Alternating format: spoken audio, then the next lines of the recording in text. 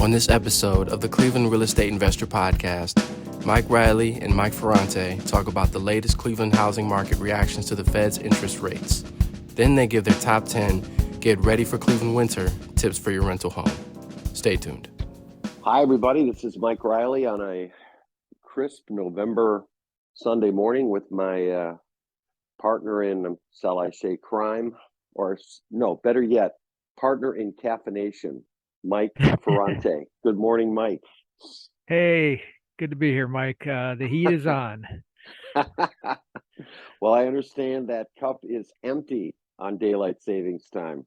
Oh yeah, it's I know people gripe about it, but hey, it's just 1 hour and it feels like you still have so much more time to get stuff done now.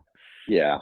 Well, and as the weather starts changing in good old Cleveland and the weather gets a little frosty and, wet, 40s, you look outside, and if it's still dark in the morning, and I get up around 7:30. I'm not one of these people who get up at 5 or 6. You just want to stay in bed, but if the sun's out, yeah, get up and going. So I like it. I don't mind. Plus I get an extra hour of sleep. Right. What am I complaining about? So, yeah. Anyways, all right. Well, let's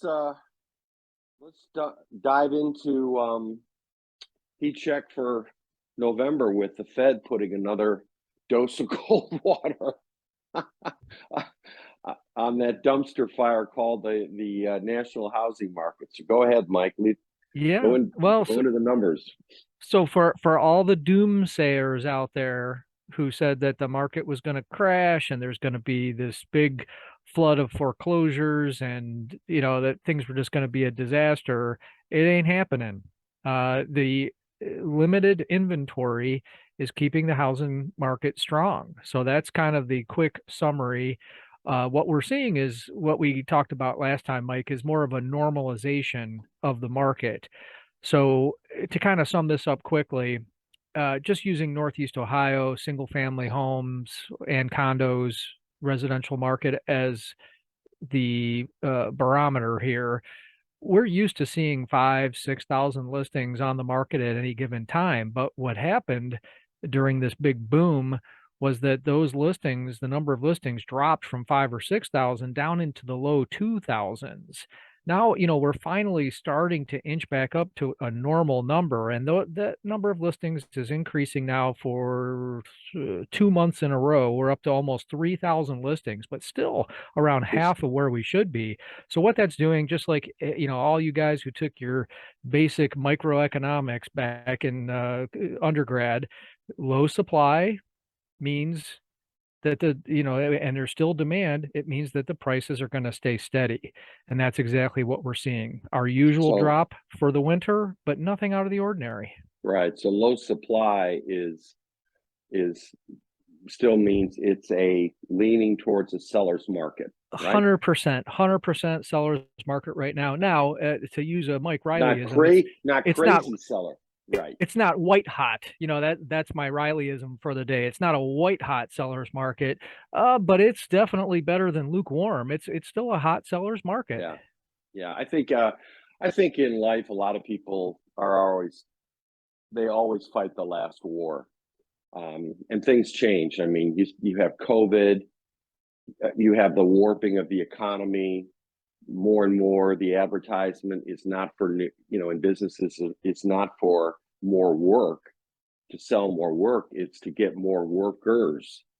I was just on, there's a spa place in Cleveland that my wife went to in 1991 because she was pregnant with Brooke, who just got married a couple weeks ago. And that was in November of 91. And I gave her a day at the spa.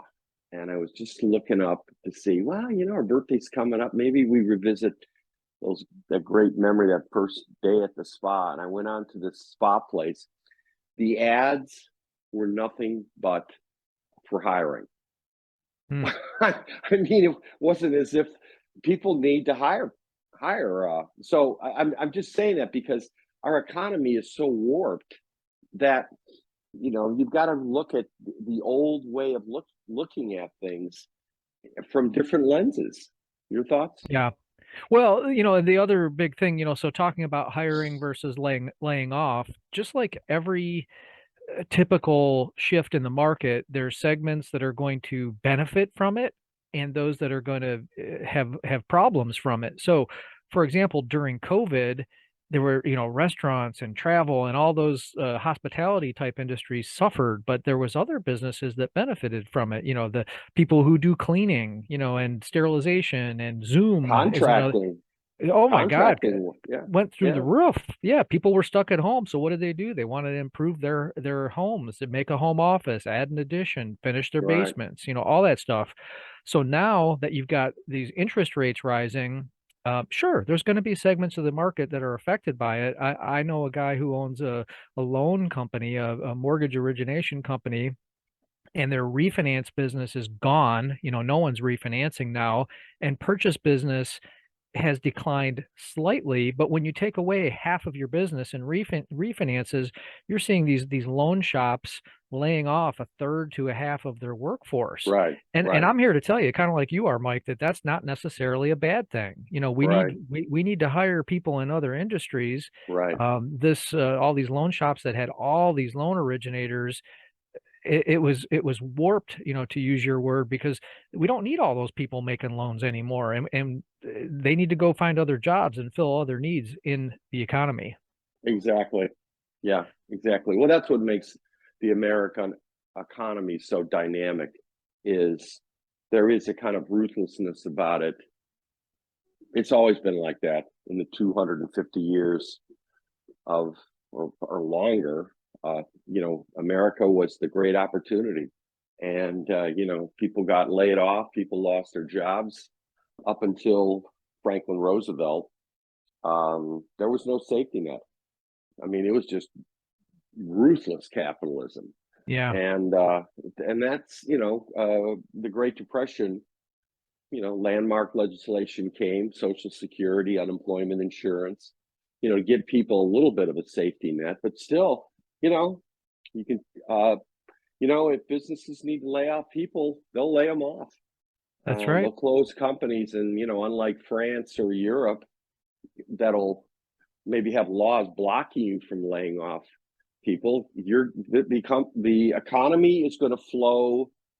It's like a big river coursing through the country, and if a few pieces of trees fall into that river, the river's got to find a way around it, and that's what we're seeing. So, but I want to stay on heat check without going down all these different rabbit holes, and yell at me if I start talking about the Cleveland Browns. So right now, you're an investor looking to buy in Cleveland. What do you say to them? Well, I think it's still, like we said, a seller's market, but you're not having to compete so fiercely. I think a lot of the owner occupants have retreated to the sidelines. And when I say a lot, just a certain percentage of them. There's always going to be owner occupant competition, which most owner occupants are going to outbid investors. But if you're a cash investor right now, now's your time to shine, because Cash is king. oh, well, all these investors who are crunching their numbers using financing and are looking at rates in the eights now for investor financing, they can't be as competitive. So if you're a cash investor right now, kind of like we were saying about different segments of the market benefiting and suffering, the cash investor right now is benefiting hugely from the rise in rates. And the other part of this, Mike, all these, I read somewhere that 90% of the world's millionaires at least partially did it in real estate during times of high interest, high inflation. That's when your values of your real estate shoots up. So, hey, if you're getting beat up in the stock market, think real estate. Exactly. Yeah.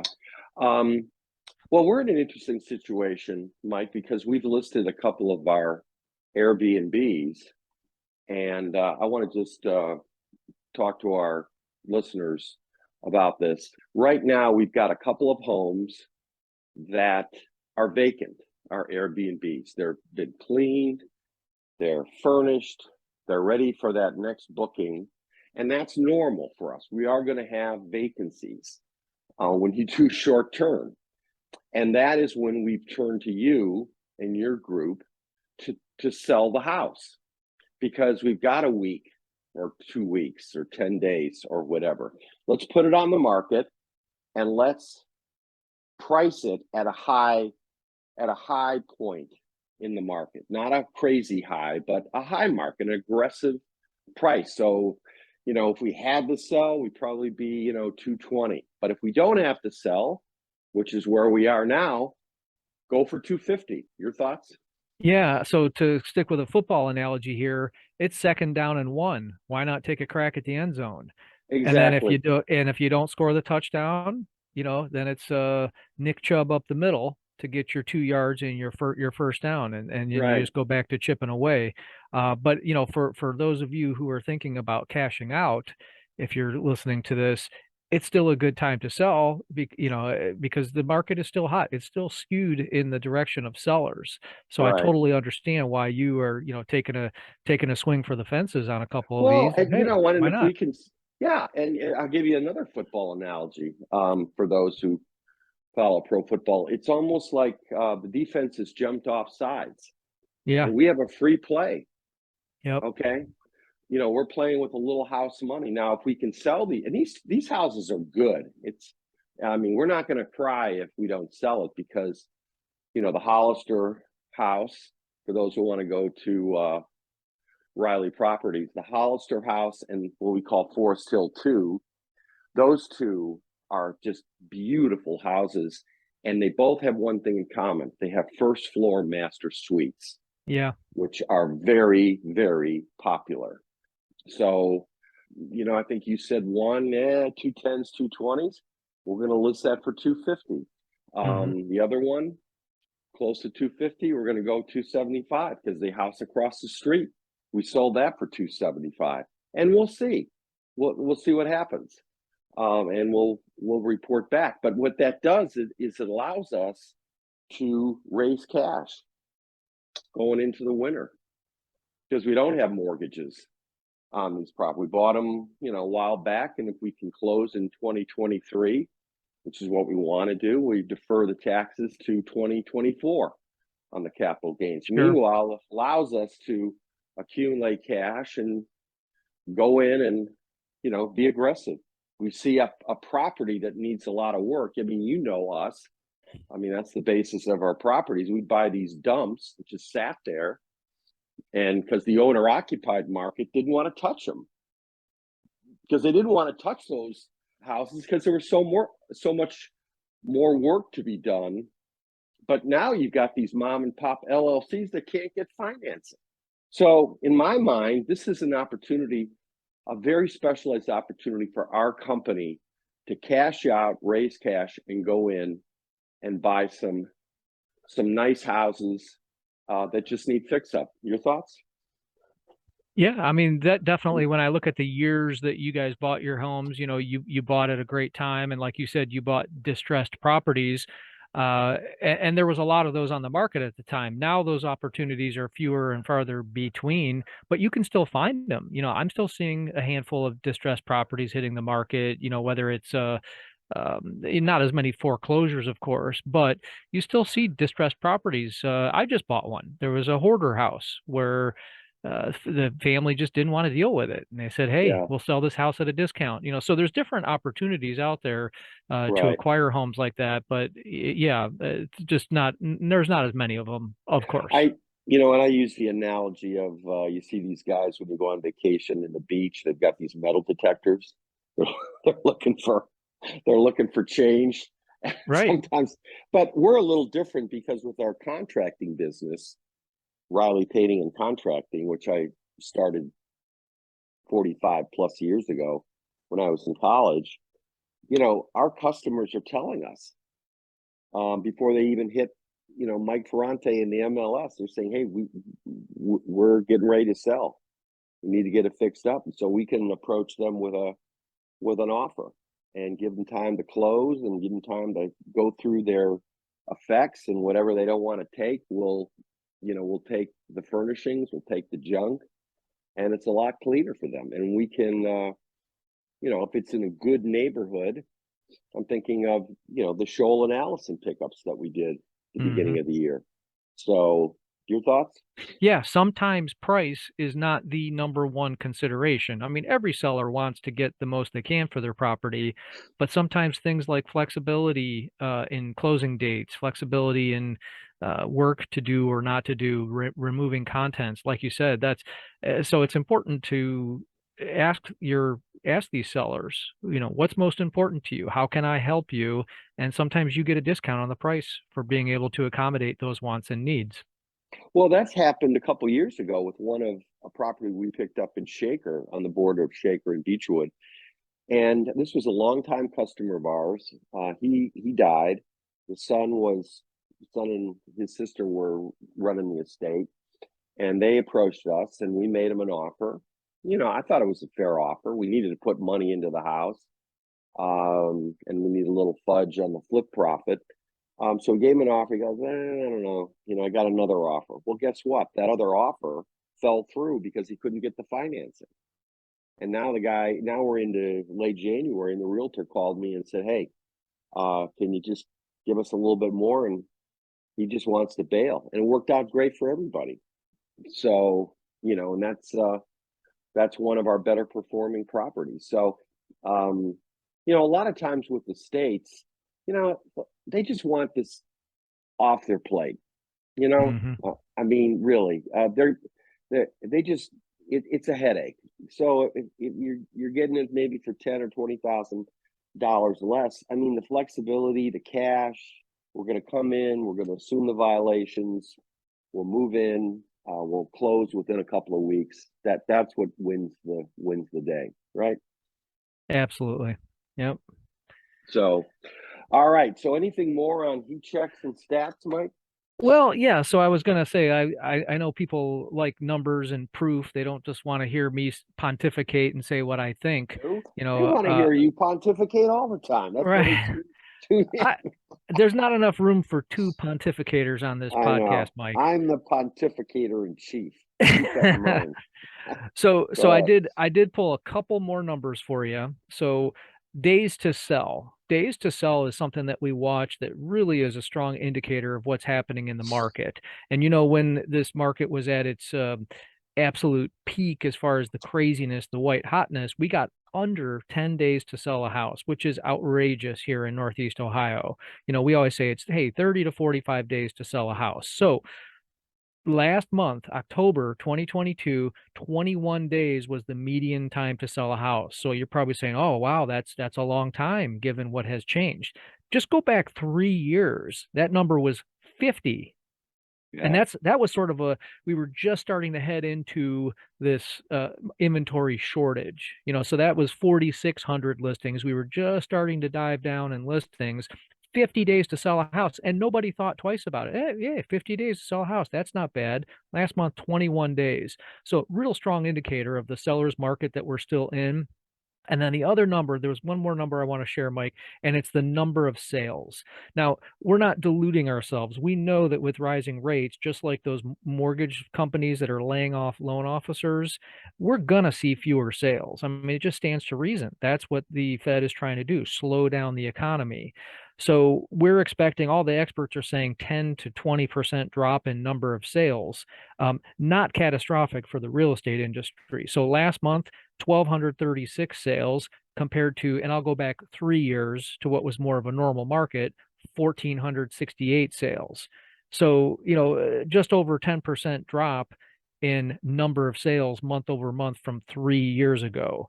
Again, not catastrophic for the industry, a much needed drop in activity. Okay. All right. Okay. So let me see if I can get this straight with what you said. We're getting less sales? Less sales than previous years. So, what they're trying to do is slow down the economy, right? So there will be fewer sales. but it's not like, like I said, different industries are affected differently. So realtors, you might be looking at a 10-20% drop in the number of houses you sell. So if you're one of those realtors that sells 10 houses, you might sell 8 or 9 next year if you change Okay. nothing. But Right. if you're in the mortgage business, you're going to do 0 refinances next year, which Right. takes away possibly half of your business. Right. Now you're also going to do 10 or 20% fewer purchases. Now your business is cut by 60, 70%. So the Right. mortgage business is going to take a beating during this time. Right. Whereas someone who sells houses for a living, yeah, your business, if you change nothing, might drop by 10 or 20%. But you're also talking about a whole what happens in these economic shifts is it washes out the inefficiencies. Uh, You think exactly. about the quality of the people who were buying these houses last year. I mean, every Tom, Dick, and Harry was forming an LLC. They're getting a hard money loan. They're buying it. They don't know what they're doing. And within 3 months, they're upside down. They're walking away from the house, and the house just sits there. Now I've addressed this in other podcasts, but you're, like COVID, fast food, the way that business was being operated, COVID just went in there and just washed out a lot of restaurants, hospitality. Maybe I don't know what a third closed their doors. So you just had a fundamental shift. So now what we're seeing in the real estate business is the people that are buying this, they are more quality buyers, right? 100%. Yeah. And it's the same with real estate agents. The number of realtors grew every year for the last few years because everyone saw this booming market. Oh, I'm going to get my real estate license. Now what's happening, you're going to see it. It's come December and January, a bunch of realtors are not going to renew their licenses because they're struggling because they sell 2 or 3 houses a year, and that might go down to 0 or 1, and you're going to see a bunch of people leaving the industry.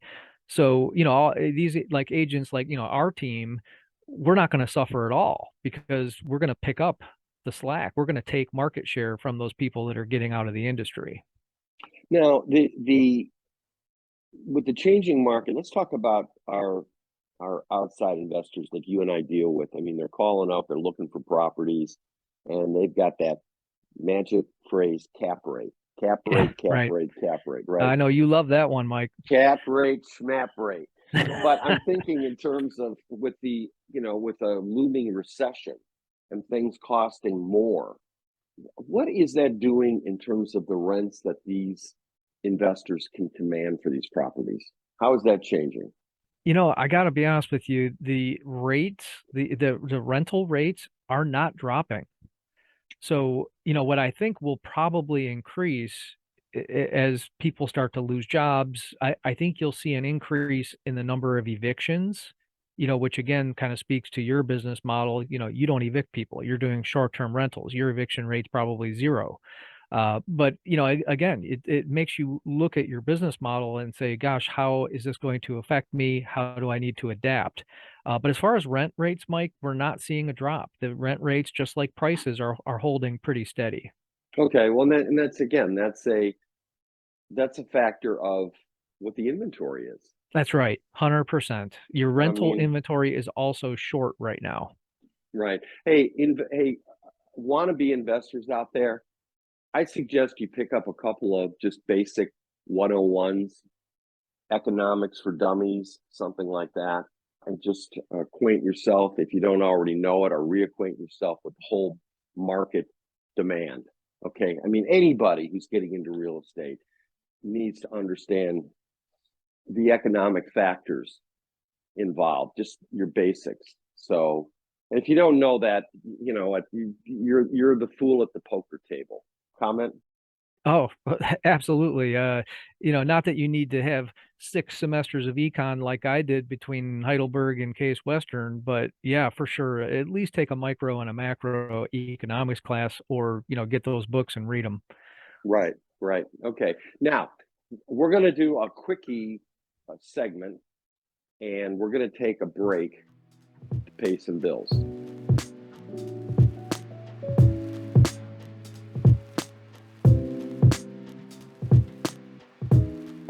Hey, let's stop here. We got to pay some bills. 30 seconds, and we'll be back.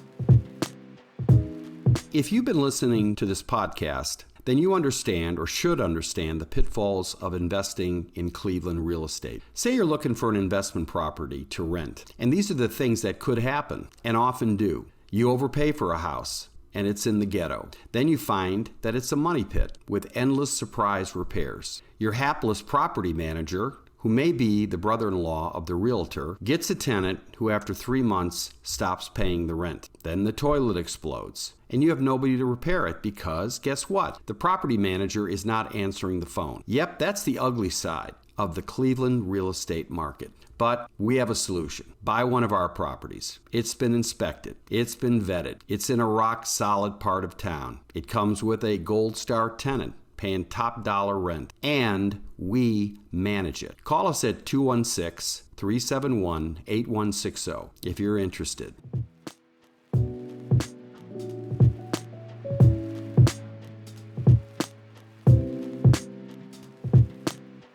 Okay, Mike, we're back, and I want to finish this episode, talk about things that people that own property in Northern Ohio need to start thinking about as the weather starts changing. Now, I'm going to throw out a couple of things that you need to be able to do, and your property manager better be on top of this if they know what they're doing. They should be calling you, not you calling them. First thing is turn those faucets outside off. Outside faucets off. You can turn them off from inside the house. Right, Mike? 100%. And if you don't have frost-free hose bibs, those are the ones that if they do freeze, they don't bust pipes and start spraying all over. You should change those out as well. Exactly. And that would include that innocuous faucet that's inside the attached garage, which is not heated. The second thing is change your furnace filters. Comment, Mike? I was just looking at mine today, realized I didn't have one, and ordered it on Amazon. It'll be here in 2 days. Okay. All right. And Mike, the big thing about the furnace filter is people don't realize they say, big deal. So my furnace filter is a little dirty. What they don't understand is it makes that furnace work so much harder. It shortens the life of your furnace, the blower motor, everything. And then when you're replacing your furnace, saying, "Gosh, why does my furnace only last 8 years?" Well, guess what? Part of it's not changing your filter. Exactly. Number 3. Are we in number 3 or number 4? Number 3. Number 3. Okay. When the leaves are down, clean the gutters, especially in those areas that where you have what we call valleys, where you have a roof that comes in at an angle and everything feeds into that one gutter. Because as the Cleveland late fall, you're going to get a lot of gray skies, drizzle, rain, stuff like that, and that's going to mat all the leaves and start causing some problems down the road. Now look at folks. I tell our customers all the time, because we've had our fall gutter cleaning, for as long as I've had this business. You know what? Get them done in the next couple of months. It's not like you have to get it done right away, okay? Because it's not like we're in May or we're getting, a 2-inch thunderstorm. But it's something that you, first of all, wait till the leaves are down, and then second, give yourself a window in the next couple of months to take care of it. But it's not time sensitive. That's one thing I've learned. And pay attention to the window wells.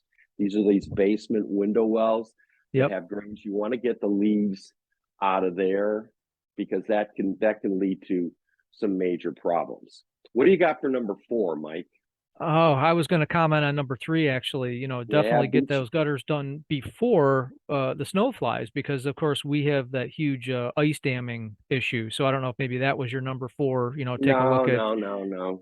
Yeah, that's a whole nother thing. We'll talk about the exciting, the exciting subject matter of ice removal, and I'm going to have that episode when I'm in Florida, Mike. I'm walking around the pool.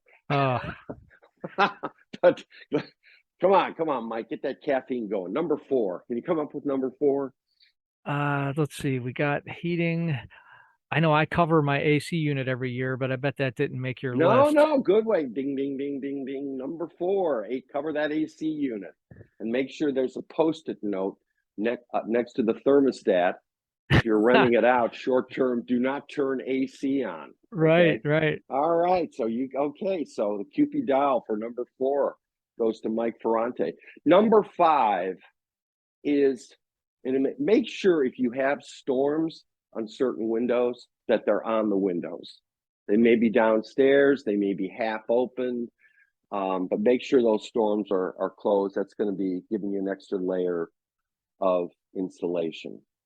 Now I'm getting to the end of my checklist, but can you come up with number 6?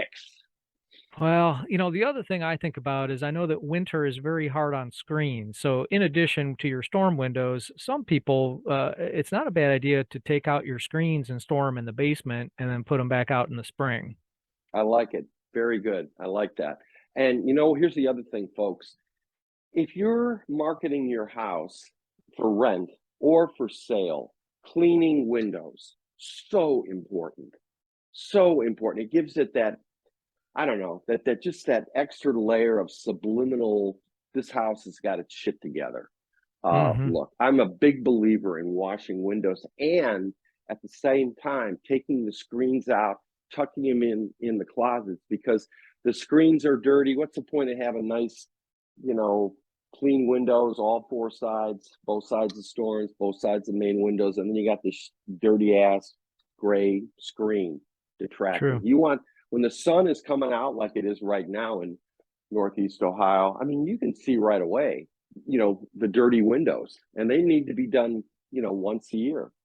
So again, if your tenant is moving out, next month, think about doing the gutters with the window washing. Okay, what's number 7? Well, I know we've got snow removal coming up, so get your stakes. How about raking the leaves on the lawn, Mike? Oh, yeah, you don't want them sitting. You don't want them sitting until spring. You'll kill your grass. I mean, you clean the gutters with what? You're going to dump all that shit on the lawn? No, That's right. You gotta clean the lawns. We did that at our Fairmont mansion, Mike, just on Friday, and we had this house that you can see it at ReillyProperties.com. Take a look at this house. This is our flagship. As Mike knows, because he was involved in our purchasing that, we plugged the front and back lawns in early September. We put 1 million plugs in the lawn. And then the greenskeeper at my club, Shaker Country Club, gave us some great seed, which was perfect for Northeast Ohio, and the super high-end fertilizer. And he said, this is how you spread it out. Well, we let that grass grow for the month of September and the month of October. We didn't cut that grass. We let it come in. Well, guess what? Friday, it was like 70. It was beautiful. We blew all the leaves out and we double cut the lawn.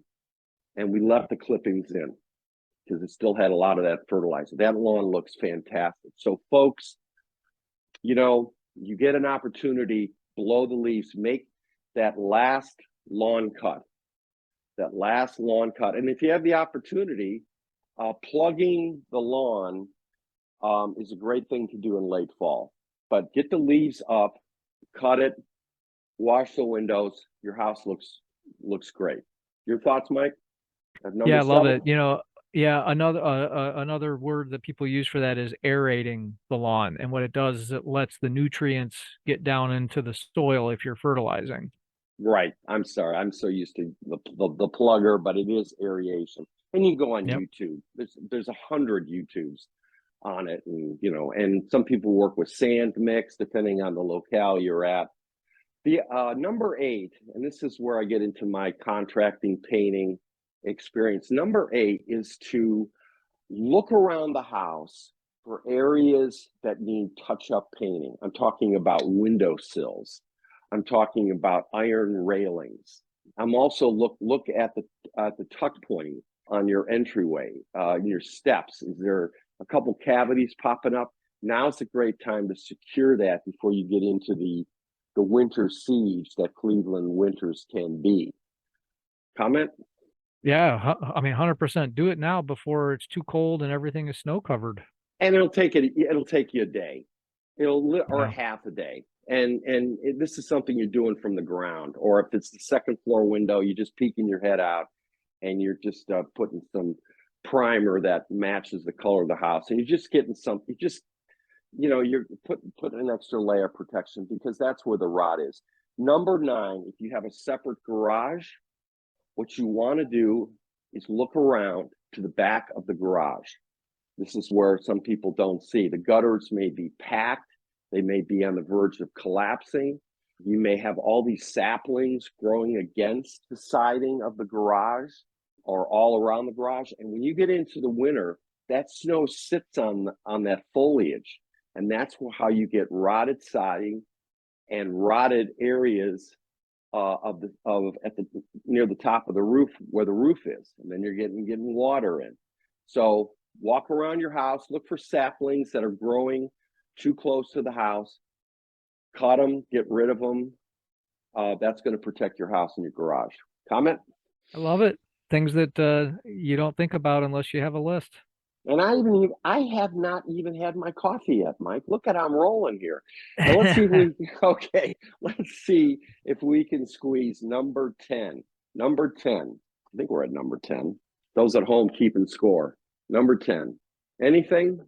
I feel like I'm on Family Feud and I'm trying to steal from the other family right now. That other one is so hard to come up with. You've got me stumped, Mike. Okay. Fireplace. Clean the fireplace. Yep. Now, we don't let our tenants use the fireplace unless they've got a special waiver. But this is something we want to make sure that the fireplace, or for those at home like me who have a wood burning stove, that's where you got to make sure everything is cleaned out. Because the last thing you want to do is clean this sucker, when it's 20 degrees outside, and so those are my. Definitely. Go ahead, Mike. Those chimneys can cause fires if they're not cleaned out. So that's not just a maintenance item, but a safety item. Yeah, and then 10A or 10B would be if you have a wood pile that's sitting out there. You know what? Use it or lose it. My idea is to just bring them inside the garage, bring them into a covered area. If you're going to use it, why have them just sit out there? If you're blowing the leaves, raking the leaves, cutting, look around and you're cutting saplings, either throw them in the dumpster or move that wood in a place that's protected and keep them dry. Cross stack it. Again, go on YouTube. There's plenty of great videos on there and show how to cross stack it. And then, maybe invest with Amazon in a simple little wood holder. Pallets will do fine. Just go over to the dollar store. And these pallets are just sitting out there. You can get some pallets, you can stack them up, and then you can just little plastic just on top with a couple of stones, and there you go. Yeah, keep them up off the ground, and don't make the mistake I made. Had a wood pile on the ground, and next thing you know, I had skunks living underneath it. See, hey, people, we're wrapping this up. You all thought we were going to talk about Cleveland real estate heat check, but really this is Yankee tool shop or this old house, right, Mike? That's right. You learn a little something out of new today, not just real estate. Yeah, this old real estate house. That's what we're going to call this segment. So heat check and this old real estate house. So, all right, Mike, I think it's time for your second cup. So we'll catch up next week. And all right, sounds good. We'll get those houses listed, and we will report to our audience. Thanks, Mike. Have a good day. Take care. Bye. Thank you for listening to the Cleveland Real Estate Investor Podcast with Mike Reilly. Please add our show or follow us on Spotify, Overcast, Apple Podcast, or Spotify. Leave a like or comment on the video. All engagement is appreciated. Subscribe to us on YouTube as well for video content coming soon. For any Cleveland listeners or Cleveland Browns fans, you can check out our other podcast, Cleveland Browns Anonymous, for our weekly group therapy session. This is also on all the same platforms as the Cleveland Real Estate Investor.